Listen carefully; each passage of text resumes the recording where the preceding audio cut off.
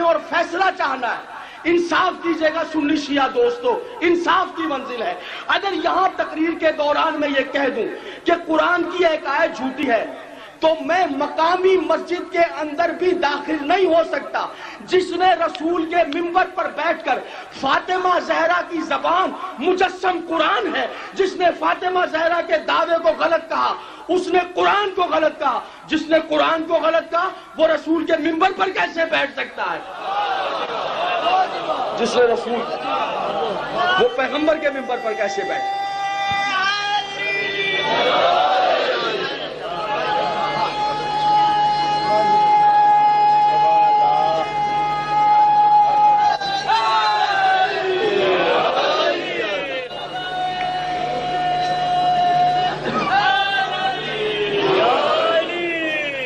علامہ ابوالحدید معتزلی، یہ آخری نتیجہ ہے آج کی تقریر، بہت بڑے عالم ہیں۔ نہج البلاغہ مولا کائنات کا مجموعہ ہے کلام، خطبات، مکتوبات اور اقوال، تین چیزیں۔ مولا کائنات نے جو خطوط لکھے، جو آپ کے اقوال ہیں ہدایت رشد کے لیے، جو آپ کے خطبات، وہ سید رضی خدا رحمتوں میں انہوں نے جمع کیے، اس کا نام ہے نہج البلاغہ۔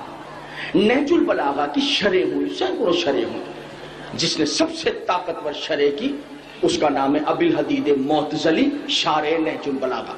آپ کے گھر میں نہج البلاغہ ہے، اس پر لسٹ ہے شارحین نہج البلاغہ، وہ لسٹ آج جا کر کھولیے گا۔ جو پہلا نام ہے شارحین میں وہ ہے ابوالحدید معتزلی۔ یہ عباسیہ کتب خانے کے انچارج تھے۔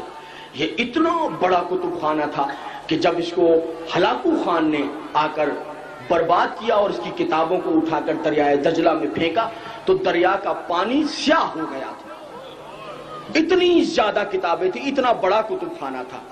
آخری نتیجہ آج کی تقریر، پھر بھائی شعبات کا حکم اور بس تقریر تمام۔ اتنا بڑا کتب خانہ، اس کا انچارج تھا، بہت بڑا عالم ہے، شارح نہج البلاغہ ابوالحدید معتزلی۔ اہل سنت والجماعت سے ایک فرقہ بنا تھا معتزلہ، وہ پھر فوراً ہی بعد میں ختم ہو گیا تھا عباسی دور میں۔ بیسیکلی اہل سنت والجماعت سے تعلق رکھتے تھے حضرت علامہ معتزلی کہتے ہیں بغداد میں ایک عالم آ گیا جو اس حکومت کی تائید کرتا تھا، اس حکومت کی وکالت کرتا تھا جو حکومت رسول کے بعد سقیفے میں قائم ہوئی۔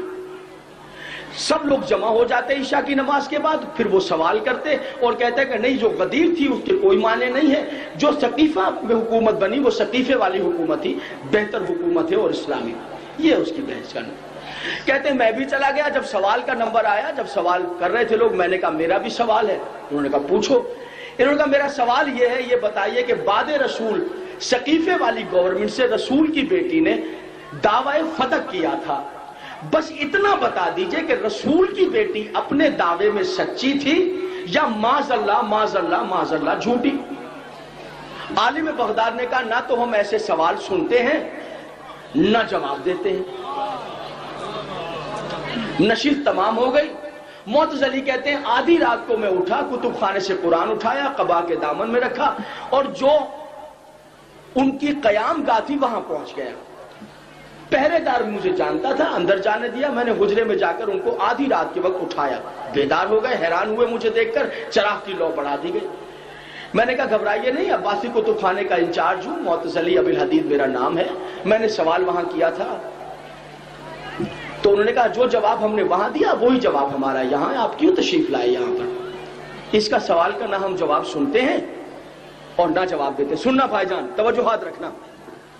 معتزلی کہتے ہیں میں نے قبا کے دامن سے قرآن نکالا اور ان عالم کے سر پہ رکھ دیا اور ان کو پکڑ کے کھڑا کیا اور قبلے کی طرف منہ کر دیا، اور میں نے کہا دیکھیے آدھی رات کا وقت ہے، آپ کے میرے علاوہ اللہ کی ذات ہے جو دیکھ رہی ہے اور کوئی نہیں، نہ کوئی بادشاہ ہے نہ کوئی وزیر ہے، آپ کے سر پر اللہ کی مقدس کتاب ہے، آپ کا منہ قبلے کی طرف ہے، بس اس کو حاضر ناظر جان کے میرے سوال کا جواب دے دیے۔ بنت رسول اپنے دعوے فتح میں سچی تھی یا نعوذ باللہ من ذالک جھوٹی؟ وہ عالم کانپنے لگا۔ تقریر تمام ہو رہی ہے میری، آخری نتیجہ ہے، آپ ساتھ لے کر جائیں گے۔ کانپنے لگا اور کہنے لگا موتزلی کس امتحان میں ڈالا ہے؟ سچی بات تو یہ ہے کہ رسول کی بیٹی اپنے دعوے میں سچی تھی۔ معززین اسلام کو رسول کی بیٹی اپنے اہم نتیجہ حیرت انگیز نتیجہ جو آپ کے ساتھ جائے گا.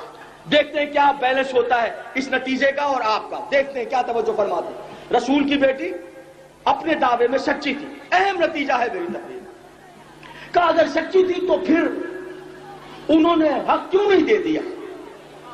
کیا وہ نہیں جانتے تھے کہ رسول کی بیٹی کی ناراضگی اللہ کی ناراضگی ہے اور جہنم تک لے جائے گی؟ کہا جانتے تھے. کہا پھر انہوں نے رسول کی بیٹی کو فتح کیوں نہیں دیا؟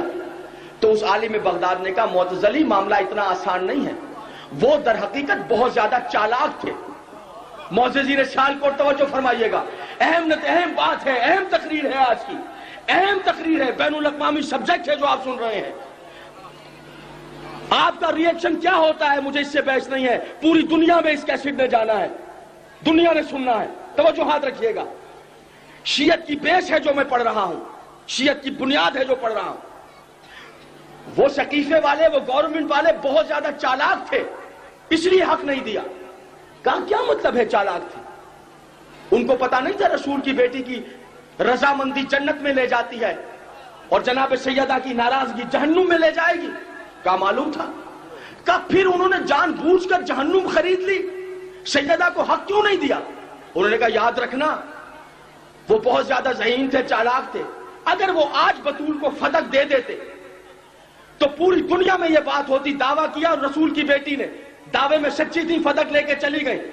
جناب سیدہ دوسرے دن پھر دربار میں آتی اور کہتی سن تو نے فتح کا میں نے دعویٰ کیا, تو نے مجھے دیا. اب میں یہ کہہ رہی ہوں جس ممبر پر بیٹھا ہے یہ ممبر میرے شوہر کا ہے.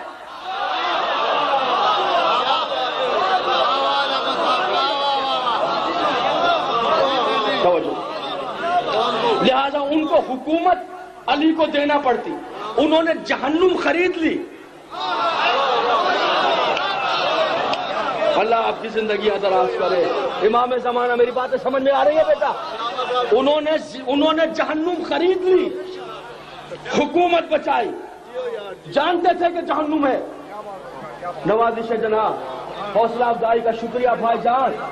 آپ کا امام گواہ ہے, جھوٹ بولوں میرے نطفہ مشکوک ہے. یہ کلیجے کا خون ہے جو یہاں رکھ کر پیش کر رہا ہوں.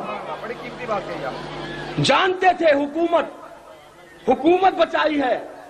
پتا تھا بطول ناراض ہو جائے گی, جہنم مقدر ہے, جہنم خریدی ہے, حکومت بچائی ہے. آئیے سارا عظیم الشان تما اٹھ کر بارگاہ مخدومہ کونین میں سلام کرے. سیدہ ہم غلاموں کا تعظیمی سجدہ قبول فرمائے. رتیہ سیدہ کے عظیم الشان اجتماع سے اپنے ان غلاموں کا سلام قبول فرمائے. سیدہ آپ نے کمال مارکا کیا ہے, حیرت انگیز جہاد کیا ہے.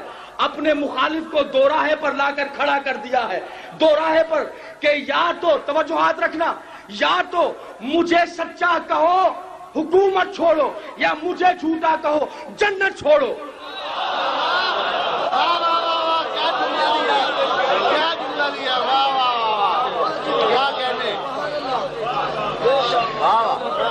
بڑے مشکل سے آپ نے ضبط کیا ہے. موضوع بہت سخت تھا, خنجر تھا, پہاڑ تھا جو سینے پر آیا ہے آپ کے. آئیے دیگر پڑھنے والوں کے لیے آپ کے ذہن کو یہ تھکن, یہ بوجھ آپ کے ذہن سے اتارتا ہوں. اپنے محلے کراچی کا ایک واقعہ سناتا ہوں. ہمارے ہاں کراچی میں محلے میں ایک صاحب رہتے ہیں, وہ سگریٹ پینے کے بہت شوقین ہیں مگر دوستوں کے پیکٹ سے. پان بہت محبت سے کھاتے ہیں لیکن جب پہلے سے ہی پان کی دکان پر کوئی دوست کھڑا ہوا ہو. عمدے کھانے, لذیذ کھانے بہت پسند ہیں مگر صرف دعوتوں میں. اللہ نے مال بہت دیا ہے لیکن دل بالکل نہیں ہے. کبھی کسی نے مانگا تو ایک پھوٹی کوڑی بھی ان سے کسی کو نصیب نہ ہوئی. جو آیا وہ جمع ہوتا رہا. سارے محلے میں بے پناہ کنجوس مشہور ہیں, ہر شخص ان سے بیزار ہے. کبھی کسی کے کام نہ آئے بلکہ جب کوشش کی کہ میرا کام کسی اور سے چل جائے. ایک دن اتفاق سے ان کے گھر میں چوری ہو گئی اور چور انہیں چھوڑ کے سب کچھ لے گئے.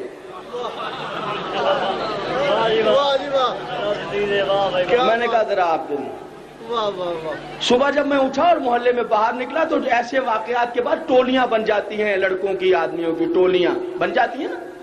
تو میں نے دیکھا کہ وہ یہ واقعہ سنا رہے تھے، لیکن مجھے یہ دیکھ کر تعجب ہوا کہ ایک نے واقعہ دوسرے کو سنایا تو ذرا مسکرا کے، اجی سنتے ہیں ان کے گھر. تو جسے واقعہ سنایا تو وہ بھی مسکرا کر رہ گیا کہ اچھا جیسا مال تھا ویسے لے گئے. ٹھیک ہے، جہاں کا تھا وہیں لے گئے. ایک صاحب اور رہتے تھے ہمارے محلے میں، خیر اتنا مال وال تو ان کے پاس نہیں تھا، لیکن جو بھی تھا اگر کوئی رات کو آ گیا کہ میاں ذرا بچے کو ہاسپٹل لے جانا ہے، کچھ ذرا بخار ہو گیا، تو گاڑی، ارے گاڑی ہماری کہاں، آپ کی گاڑی ہے، بٹھائیے اور دیکھیے ڈاکٹر کے خرچے سے بھی گھبرائیے گا نہیں اور لے جائیے ہماری گاڑی، ڈرائیور بھی ہمارا جائے گا. اور کوئی کیا کہ یار کچھ تنخواہ نہیں ملی ہے، کچھ روٹی ووٹی کا مسئلہ ہے. ارے تو روٹی کا مسئلہ پہلے کیوں نہیں بتایا، اور لیجیے چلیے دکان پہ اور جتنا سودا چاہیے لے جائیے اپنے گھر کے لیے، ہم دے دیں گے بل.